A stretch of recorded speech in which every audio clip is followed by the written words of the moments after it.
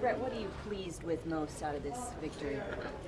I mean, we've been going into every fourth period on this 4-game road trip ahead. This morning we sat in a hotel meeting room and watched the Utah fourth period and where we needed to improve. And, you know, what we did, talked about Sacramento, talked about Phoenix, all that.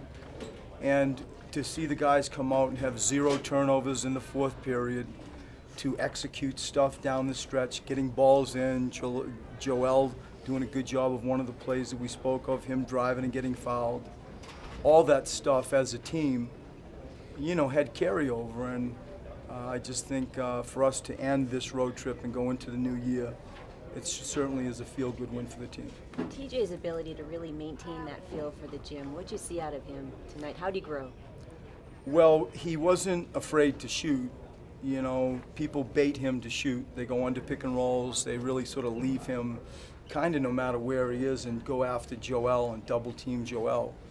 And, you know, TJ ended up going 3 for 3 from the 3, which is just a significant part of his growth in general. And I just thought, like, we had one point guard really, and he did a heck of a job of allowing us to win. Brett, I don't know if you touched on this. What did you see from Cub in that third quarter? Well, see, he didn't score. He didn't score in the first half, I believe. Right.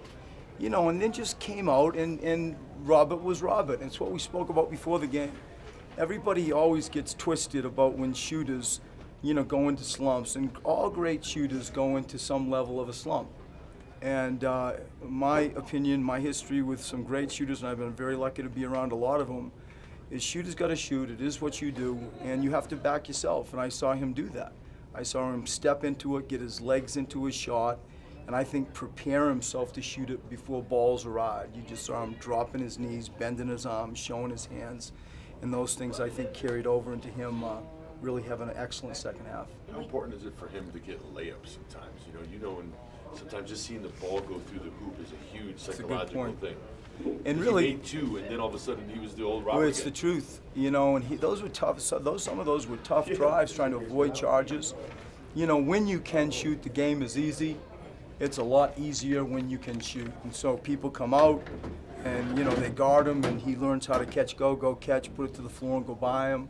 And those finishing, as you said, you know, I think can catapult him into other confident parts of his game. Joel walked to the line 3 times there in that last 30 seconds, and really the first time he's been in that position. He told us on the floor just now he's always thought of himself as clutch. What did you see from him, Coach? He is that. It's good because he thinks he's that, you know, and you'll never tell him otherwise. I'm so proud of him. You know, you'd love for him to think about maybe not fouling that guy at the end as part of being Mr. Clutch. But he's fantastic. You know, he does not back down from the moment. He stood up there and confidently made his free throws. And it's hard to sort of explain the way I wished I could.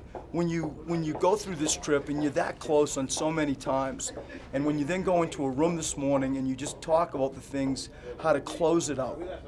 You know, even Timmy Luwawu, that's a heck of a draft pick that Brian Colangelo made. He came in and gave us some good minutes, and everybody contributed, and we needed them all, given the fact that we really were only 9 deep, and we're missing 3 starters and had 1 point guard. You talked about the Detroit game, the Memphis game, depleted ranks, but yet you still hung in there, 1 in Detroit.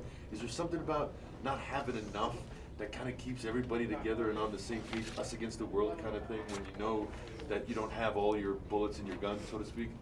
I think that this group does respond to those environments. You know, even when we have had everybody, when we've taken some bad losses, the repetition of us coming back and reloading and either winning or having a great performance is repetitive. There is a pattern, and it's a prideful group. They're a young team. If we can ever point to youth, you can point to Joel's play at the end of the game. You know, Robert missed that box out really. You know, Gary snuck in there. We got a little bit lucky too. And it's just, you know, they giveth and they taketh, this group. But that's personally what I get out of it. I feel like the trip has been rewarded with a win and us having the ability to finally, close out a game and finish off the fourth period. Nice to be going back to Philly.